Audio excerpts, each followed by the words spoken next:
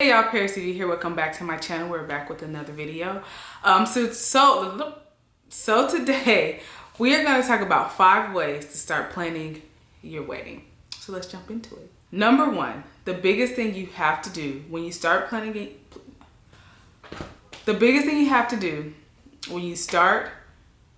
your wedding is come up with a budget. You cannot move forward without a budget. You have to know what you're working with. That way you can figure out what direction to go in. Please do not start planning your wedding without a budget. You have to have a budget. Unless you just got it like that, you big banking, do your thing. But if not, you need to have a budget. You cannot start a wedding without a budget. That is number 1. Number 2, I downloaded this app called The Knot. So The Knot is a very helpful app for people planning a wedding. On there, I was able to pick out my venue, and I also was able to pick out my officiant for my wedding, and also my cake vendor, which happened to be packaged in with my wedding venue. So if you don't have The Knot, this app is so useful. It actually gives you a checklist and a deadline of everything that you should be completing by weeks, by months, I believe. I haven't opened it. I mean, why would I? But it gives you deadlines of weeks, months, what you should be doing by, let's say, February 1st or by December 31st. So it is the best app out there if you're planning a wedding and you don't hire a wedding planner. I think that's the biggest thing. I did not have a wedding planner. I did everything on my own. So me and my mom planned my wedding out to the T, and The Knot really helped get the little things done that maybe we didn't think of. So if you don't have The Knot, make sure you download The Knot. It is free, absolutely free, and it is the best resource that you will have for your wedding. It worked for me. So number 3 is your wedding party. Decide who you want to initiate as your wedding party. What bridesmaids do you want? How many bridesmaids do you want? Who do you want to be your matron of honor? Who do you want to be your maid of honor? Your husband, your fiance's best man. What groomsmen will he have in the party? How many will you have on each side so that you can correlate? Does he have that many friends? Does he not have that many friends? Do you have that many friends? So start by picking out your wedding party. Let me make a disclaimer. Your wedding party can change. It is not guaranteed to stay 100%. Who you pick in the beginning, who is going to show up in the end, who you will have to replace, who you will take out.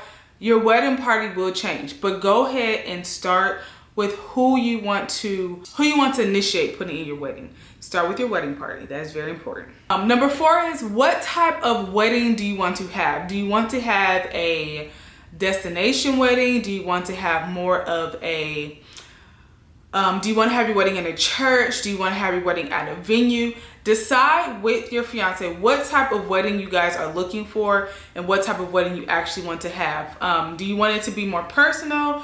Do you want it to be extravagant and big where you invite everybody and their mama to the wedding? You don't care who shows up. What kind of wedding do you actually want to have? I know for my wedding, we wanted no more than 100 guests. I think we ended up having like 102 or something like that. But it was no more than 100 people that we wanted at our wedding. We wanted something really small, really personal, with friends and family. We didn't want this big extravagant wedding where it's like you don't even know who's there. So I know that we decided together that we wanted 100 people. I mean, really we wanted 50 people, but I mean, the 100 was very hard. Let me just tell you that. Number 5, the biggest thing about number 5 is understand that this is your wedding. It is not your mother's wedding. It is not your mother-in-law's wedding. It's not your sister's wedding. It's not your brother's wedding. It's not your best friend's wedding. This is your wedding. Any decision you make sure that you are happy with it and that you're not doing it to compromise for people that don't matter. As long as it's about you and your spouse, that's all that matters. And you guys are going to have to agree on some things that you may not want to agree on, but just make sure that as a whole, it's making both of you happy, because it's both of your weddings. I know sometimes we get this misconception that it's just about the bride. I know I was guilty of that, but my husband compromised a whole heck of a lot when it came to our wedding. And really, less than I have a diva of a husband, he didn't care. He honestly did not care. He let me do it how I wanted to do it, and I'm very thankful for him for that. He really didn't have an input. He just gave me the funds, and that was pretty much it. He just said, do what you want to do and I'll take care of it. And that's exactly what he did. I love you. Make sure that you guys are agreeing with everything. It's equally your day. And if you are fortunate to have a husband like mine, plan it how you want to plan it, and just make sure that you are 100% happy in your decisions, because like I said, it is your wedding and you only get one wedding day. So make sure everything is down to a T. I was not a bridezilla per se with my wedding party. My mom probably got it the most because she was the one who was working hand in hand with me to get everything done. So she got to see more of the back scenes of things that I was stressing about that I probably didn't vent to. But you know, make sure also that you have, this is just a little bonus, make sure you have people in your corner who's going to genuinely help you plan your wedding. I think that's very, very important. You can't just pick people just because it's your honor. You just can't pick random people to help you just because of the status. You need real people who genuinely care about the day and genuinely care about you to be in your corner to help you plan this wedding. So once again, these are just 5 tips on how to start your wedding planning. I will be doing more wedding series videos, being that we are in wedding season, I guess, because it is the summertime. I know when I planned my wedding, I was so confused.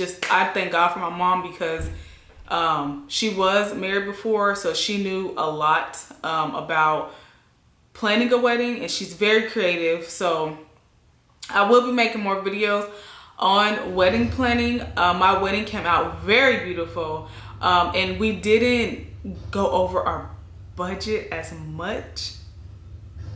My husband would probably beg to differ, but I stayed within my budget as much as I could. I went over a little bit. I wouldn't even just say it was just a budget, but he had to budget me, because if it were up to me, I would have just went ridiculous. I would have went crazy.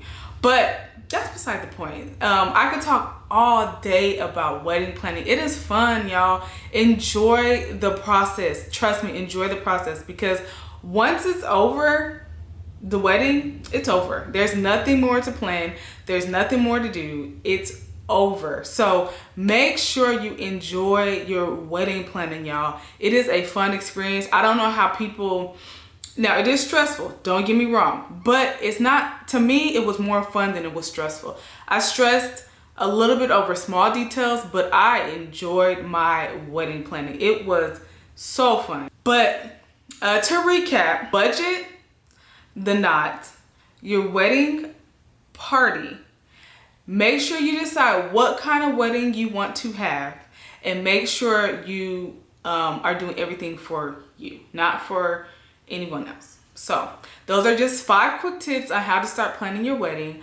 Let me know, what are some tips if you're out there and you've already been married. What tips do you have for other people to start planning their wedding? What things worked, what things did not work, and help people out. Help these young lovers out to get down to the altar, y'all. So thank you so much for watching. I will see you guys in my next video.